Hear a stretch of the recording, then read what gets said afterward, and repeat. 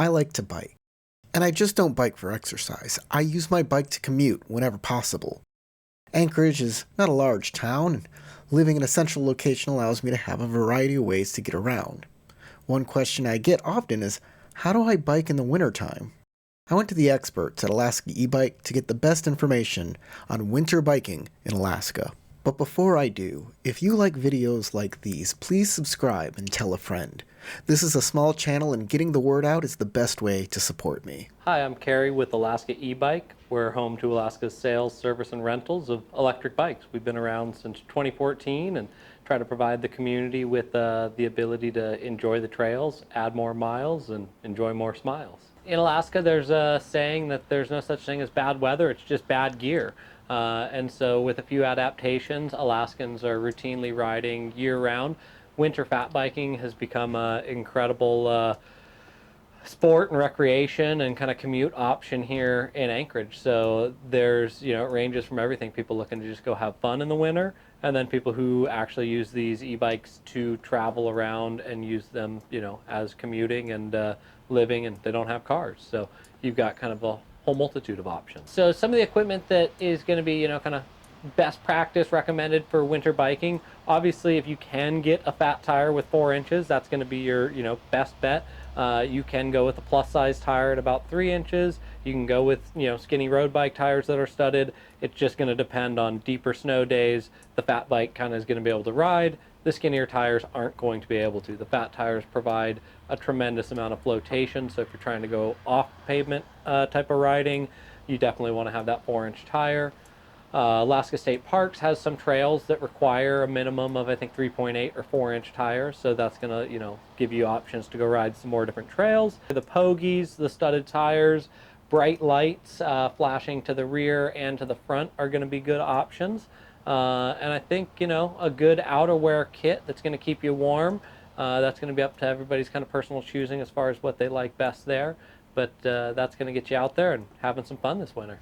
So not what you're wearing right now. You don't think that's... No, I'd want to have a little bit more clothing on. Today's, warming up a little bit around 30 degrees or so. But if I had a good coat and a good pair of pants on, I think I'd be pretty well set. These are the boots that I ride in. They're a little bit muddy still from the summertime. I think probably definitely the winter boot is going to be most ideal. I've rode in the waterproof boots like a Bog or Extra Tough, and it doesn't really provide as much warmth as a proper winter insulated boot. So having a little bit of insulation in your boot is recommended. This is one of our fat tire rental bikes that we're transitioning from summer tires onto a studded winter tire.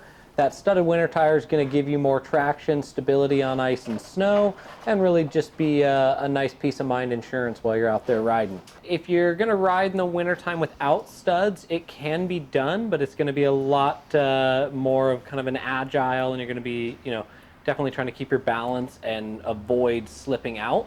Slipping out, I think, is always a potential with winter riding on a day like today where there's fresh snow. You definitely want to have those studs kind of gripping down to give you extra traction. This storm that's coming in, it's supposed to snow about 8 to 12 inches down here and then turn into rain. And so it's going to be kind of an icy, sloppy mess here in the next couple days. And so, yeah, it's the studs give you that peace of mind that when the temperature does go above that freezing point and come back down, you've got really good control. So generally you're going to see about maybe 10 to 20% range loss in temperatures below 10 to 15 degrees. Above 15 degrees in best practices where your battery's coming from a warm environment into, out onto the cold environment, it generally stays warm with an insulated blanket. So above 15 degrees, we don't notice as much range loss due to the temperature. Usually it's going to be due to, fresh snow, lower tire pressure, things of that nature. Below 15 degrees, there's definitely a noticeable, 10, 20% range loss, even if it's coming from a warm environment. So. Wait, a blanket? There's an insulating wrap that can go over some of the batteries, yeah. And you use that while you're riding? Yeah, it just goes over the battery just to kind of keep it a little bit warm, because the battery itself will generate some heat when it's in use, and so if you put a little bit of a wrap around it, then it's able to just hold that heat in a little better. We've got pogies. We've got little kids pogies for this super cool product that's really fun to take your kid out with you biking. They ride up on the front of it. That's a really fun option. This is a Alaska-made product, the Ski Lac Adventure Light. This is, keeps you bright and seen out there. Nice aftermarket lighting, pretty high intensity at 5,000 lumens. You also have this gravity tail light system. And turn it on as we move and stop. It kicks on. Anytime you move, and anytime it senses that motion change, it'll turn on brighter. Yeah, the clearing of the pedestrian trails and network is definitely a little slower than I think what a lot of people would like. I think the biggest problem is that it's a patchwork of municipal and state roads.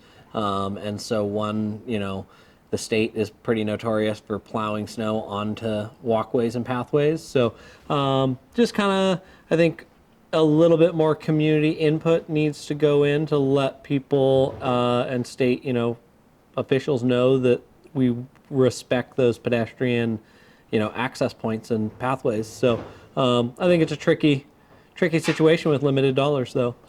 Bike Anchorage would probably be the best bet for bike advocacy around Anchorage and everything. I think it's a good reason to get a electric fat tire bike where you got the ability to kind of monster truck through some of the poor decisions that get plowed into the roads, and it's tricky. If you're riding on the trails, they're generally very nice. They groom the trails, but if your route doesn't involve the trail system, then it is a bit of a free-for-all out there on the streets. Thanks for watching.